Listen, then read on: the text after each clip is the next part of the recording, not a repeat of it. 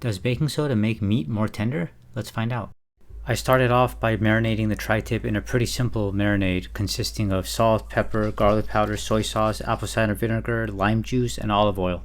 I wanted to use the same tri-tip for this experiment because I know there can be drastic variations in tenderness between different pieces.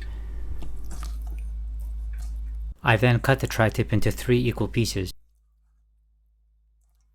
I transferred one of the pieces to a separate bowl. This is going to be the test piece. I sprinkled it with a generous amount of baking soda.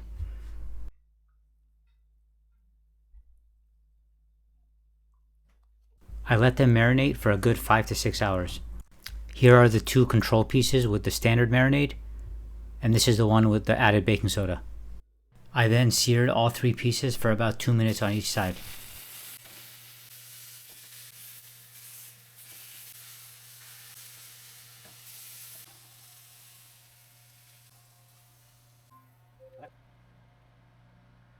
Now I put them into a 350-degree oven for about 15 minutes.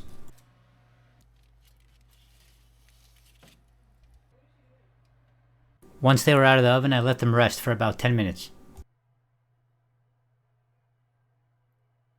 Here are the results. What I found is that the baking soda definitely made the beef more tender.